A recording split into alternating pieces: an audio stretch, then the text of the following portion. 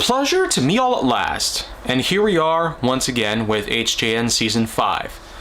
Well, for this instance, what I would like to do specifically is to talk a bit about something that I feel like is something a lot of people want to talk about. For number 2778, we're going to be talking a bit about rental cars.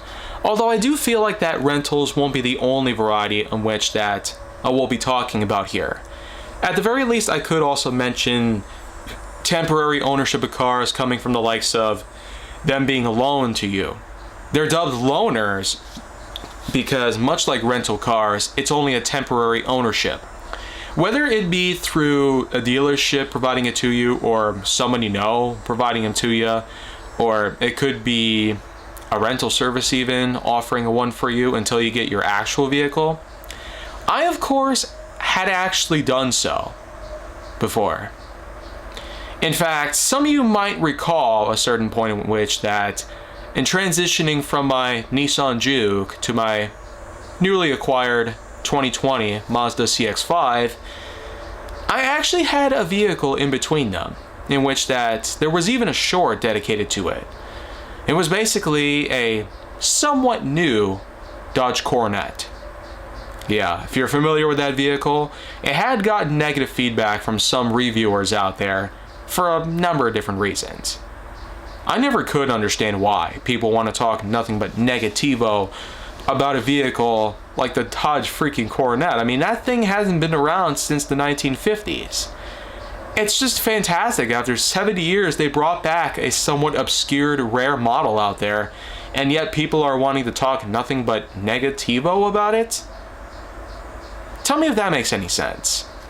But anyways, though, while this focuses mostly on rental cars, and I might as well explain about those for a bit, rental cars are vehicles that are often put out there for a small fee, known as renting, in which that typically it is made possible with daily payments or sometimes a contracted payment, depending on how long you intend to use it for. Typically, you'll find people with rental cars in a situation in which that they're on vacation or a certain trip, or if it's any possibility in which that if they're on a ride from a plane or train or ship or otherwise, they'll get a hold of a vehicle at a certain dealership, knowing that most roads won't really be transporting their regular vehicle. And basically, we've had tons of experiences out there in the field. Dollar, Hertz, and many other brands in which that focus specifically on rentals. Especially, this can be spoken about in many trips that we took over the years, ones that typically involved air or train travel around the United States or elsewhere, and sometimes whenever we reach our final destination via said transportation, we typically go to a rental facility or dealership to rent a vehicle, and it means to get around the area more effectively. But of course, we do have some instances that which we actually drove to certain places.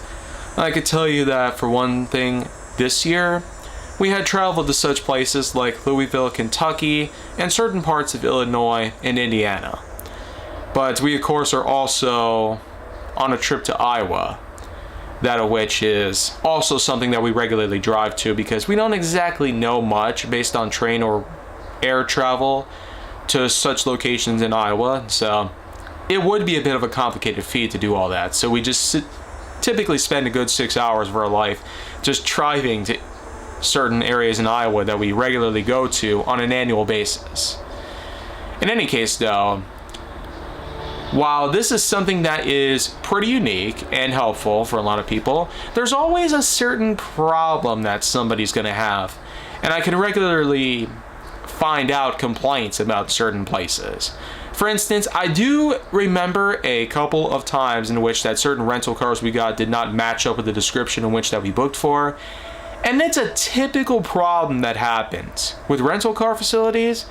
I can tell you that 90% of the time in which that we book for a certain vehicle or for a certain body style or year or color or whatnot, it never matches up. And part of the reason why is because either they're unavailable or they're booked for another person or otherwise.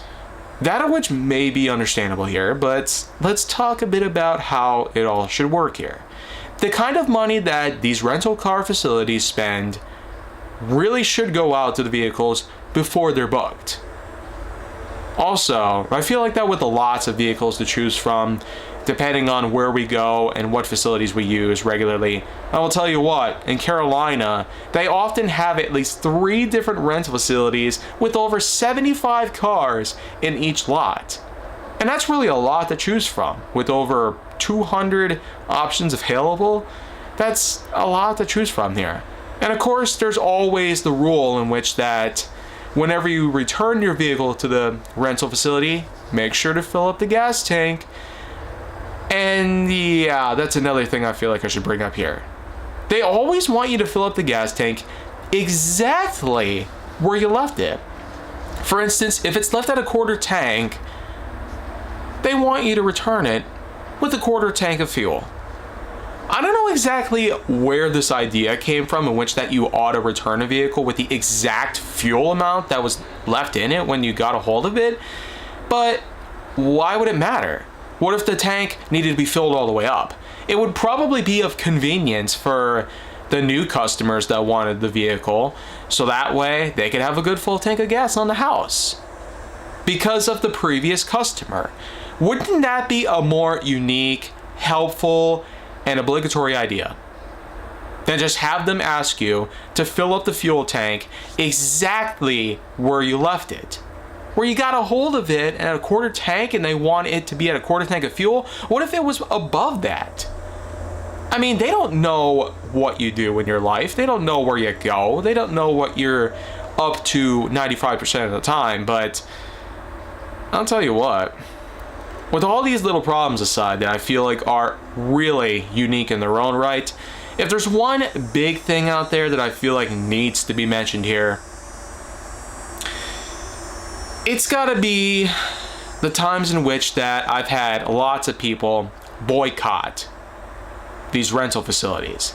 And it's because of one big problem.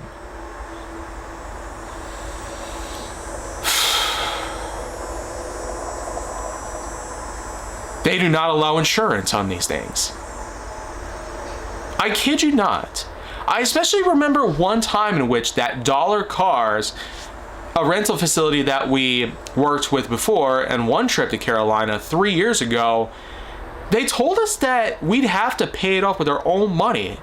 Their insurance is not going to cover the vehicle regardless of what happens. When it's stolen, or if it wrecks into somebody, or if you wreck it with somebody. I'm dead serious. Dollar does not have this sort of thing. They do not have their own sort of insurance, nor do they allow for other insurances to blend in with their contract.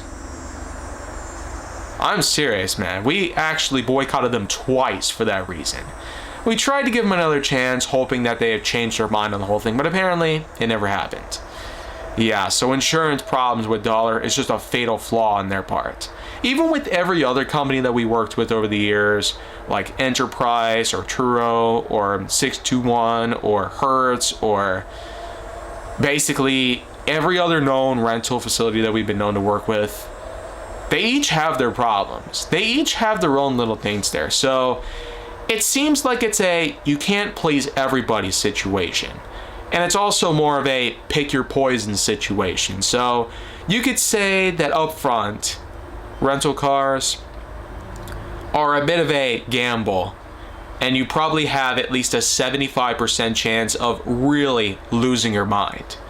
But the 25%, you at least get what you paid for. A good vehicle that's typically new, typically at a reasonable price, depending on who you work with, and also because of how certain locations might have different laws or different fuel prices or different lengths of mileage. There's always something for everybody, depending on what your needs are and what you want to get a hold of. But the way I see it, with 25 different rental cars that I remember getting a hold of, I myself never actually rented a vehicle for myself for any good reason, but I will at least admit, I would want to try it myself and see if all these problems really are justifiable enough to fit in with anybody's criteria, or better yet, with my own criteria. But my expectations so far are fairly low, so not exactly much I can do or say other than to eventually get to the point where I need to experience it for my very first time. And well, for that reason, whether it be a rental or a loaner or anything of that sort, well, I guess one thing I will mention, you remember when I talked about that 24 Cornet? Well, I crashed it. However, the difference here is that insurance was able to cover it. My own insurance, of course. And I will say, I'm glad I have Farmers. Otherwise, I probably would have had to pay over $23,000 in massive damages to the engine bay, as well as dislodging of the coolant and antifreeze reservoir. And even the wiper fluid shielding was mounted. So, that was a lot of damage. Insurance, however, decided to just write it off rather than help me fix it. Which kind of sucked. I mean, it was such a great vehicle. And I'm sure that if I had the money, I would have gladly paid for it. But seeing that it was a loaner, it didn't really matter anyways. I had to wait a little while before I got a hold of my CX-5. And the way I see it, that's pretty much good enough. And so, that was a lot to say, and I guess it was a lot for many people to take in, but if you want to see more go down on my channel, then make sure to like, subscribe, comment, follow me wherever you can find me, and stay on the Hollywood side.